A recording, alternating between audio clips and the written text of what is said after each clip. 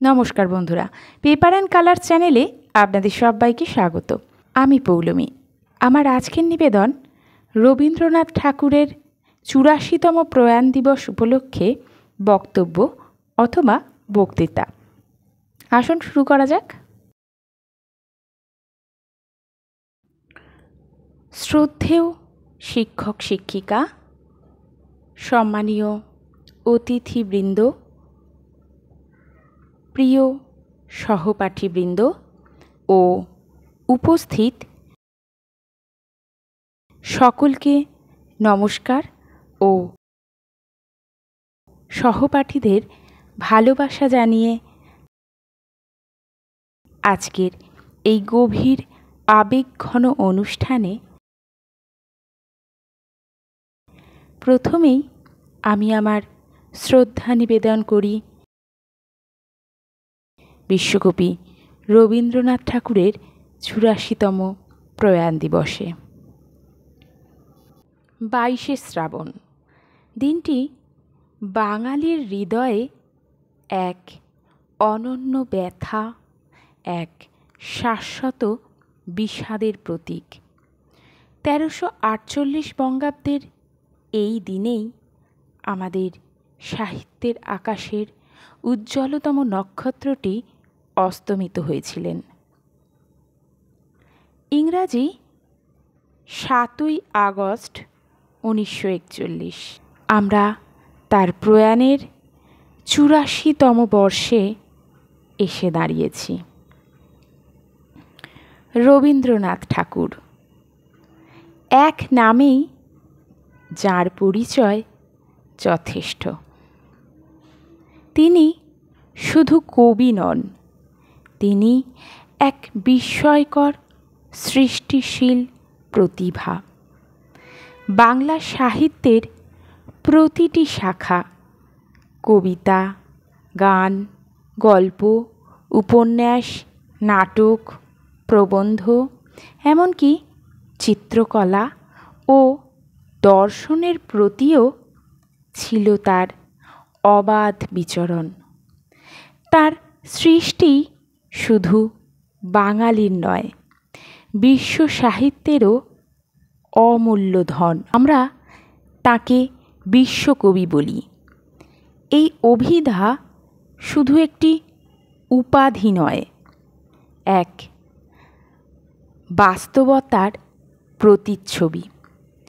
তার লেখা গীতাঞ্জলি কাব্যগ্রন্থের জন্য তিনি ১৯১৩ সালে সাহিত্যে নোবেল পুরস্কার পান, যা ছিল ভারত তথা সমগ্র এশিয়ার জন্য এক ঐতিহাসিক গৌরব।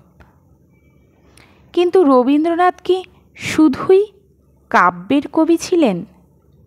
না, তিনি ছিলেন মানবতার কবি, তিনি ছিলেন স্বাধীনতার কবি, তিনি ছিলেন প্রকৃতির কবি, প্রেমের কবি, শোকের কবি, আবার আনন্দেরও কবি। তার লেখা শুধু পাঠ্য নয়, অনুভবের বিষয়। তিনি আমাদের শিখিয়েছেন কিভাবে জীবনকে ভালোবাসতে হয়, কিভাবে ছোট ছোট জিনিসে সৌন্দর্য খুঁজে পেতে হয়।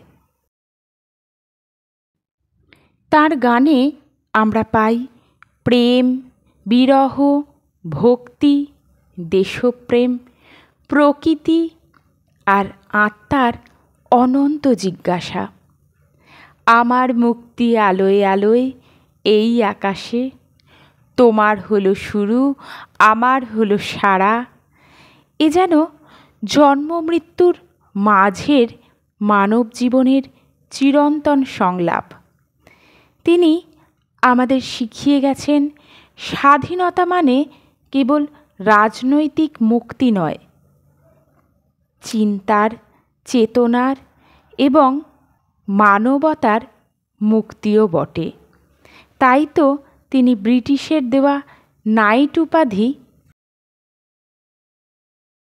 ফিরিয়ে দিয়ে প্রতিবাদ জানিয়েছিলেন জালিয়ানওয়ালাবাগ হত্যাকাণ্ডের বিরুদ্ধে।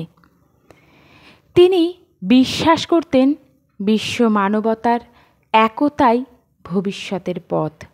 সেই দর্শনেরই প্রতিফলন তার সৃষ্ট বিশ্বভারতী বিশ্ববিদ্যালয়।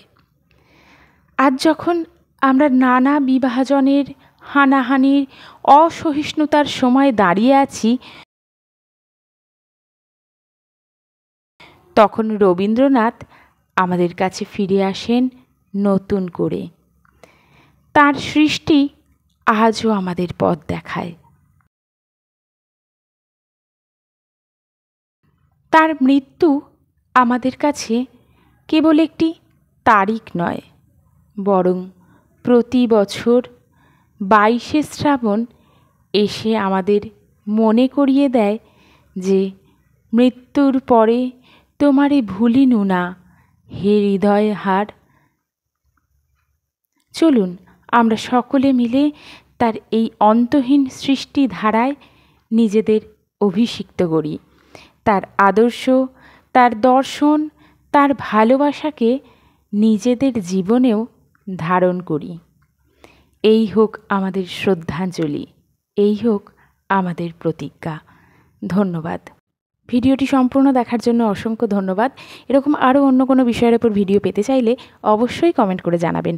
আর ভিডিওটি ভালো লেগে থাকলে লাইক, শেয়ার এবং সাবস্ক্রাইব করতে ভুলবেন না। ভালো থাকবেন, দেখা হবে পরবর্তী কোনো ভিডিও নিয়ে।